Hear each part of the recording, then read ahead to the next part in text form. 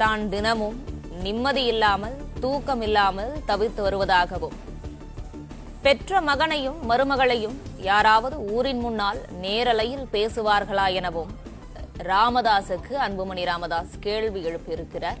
நிம்மதி எங்கே இருக்கிறது? பெரியவர் சொன்ன ரகசியம், ஒரு மனிதர், எந்த குறையும் இல்லை அவருக்கு. ஆனாலும் மனசில் நிம்மதி இல்லை. படுத்தால் தூக்கம் வரவில்லை. சிரமப்பட்டார். அவர் மனைவி பரிதாபப்பட்டு ஒரு யோசனை சொன்னார். பக்கத்தில் உள்ள காட்டுல ஒரு ஆசிரமம் இருக்கு. அங்கே ஒரு பெரியவர் இருக்கார். போய் பாருங்க. ஆசிரமத்துக்கு போனார். பெரியவரை பார்த்தார். ஐயா, மனசுல நிம்மதி இல்ல. படுத்தா தூங்க முடியல. அவர் நிமிர்ந்து பார்த்தார். தம்பி, உன் நிலைமை எனக்கு புரியுது. இப்படி வந்து உட்காருங்க. பிறகு அவர் சொன்னார், உங்க மனசுக்கு சில ரகசியங்கள் தெரியக்கூடாது. தெரிஞ்சா உங்கள் நிம்மதி போயிடும். அது எப்படிங்க? சொல்லுகிறேன். அது மட்டுமல்ல, மனம் தேவையில்லாத சமயங்களிலே தேவையில்லாத சுமைகளை சுமக்கிறதும் இன்னொரு காரணம். ஐயா, நீங்க சொல்றது எனக்கு புரியல. புரிய வைக்கிறேன். அதற்கு முன் ஆசிரமத்தில் விருந்து சாப்பிடுங்கள். வயிறு நிறைய சாப்பிட்டார் அந்த ஆசாமி. பெரியவர் அவருக்கு சுகமான படுக்கையை காட்டி, இதில் படுத்துக்கொள்ளுங்கள் என்றார். படுத்துக்கொண்டார். பெரியவர் பக்கத்தில் உட்கார்ந்து கதை சொல்ல ஆரம்பித்தார். கதை இதுதான். ரயில் புறப்படப் போகிறது. அவசர அவசரமாக ஒருவர் ஓடி வந்து ஏறுகிறார். அவர் தலையில் ஒரு மூட்டை. ஒரு இடம் பிடித்து உட்கார்ந்தார். ரயில் புறப்பட்டது. தலையில் சுமந்த வந்த மூட்டையை மட்டும் அவர் கீழே இறக்கி வைக்கவில்லை.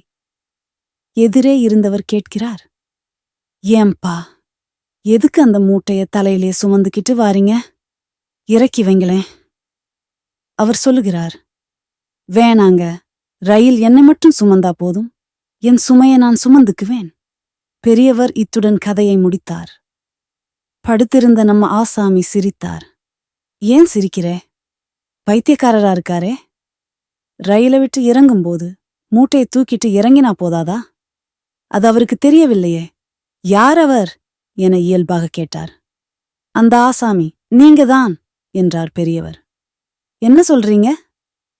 பெரியவர் சொன்னார், வாழ்க்கை என்பதும் ஒரு ரயில் பயணம் மாதிரிதான்.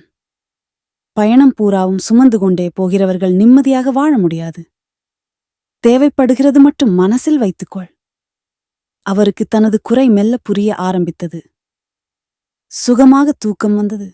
தூங்க ஆரம்பித்து விட்டார். கண் விழித்தபோது எதிரே பெரியவர் நின்று கொண்டிருந்தார். எழுந்திருங்கள் என்றார். எழுந்தார். அந்த தலையணையை தூக்குங்கள் என்றார். தூக்கினார்.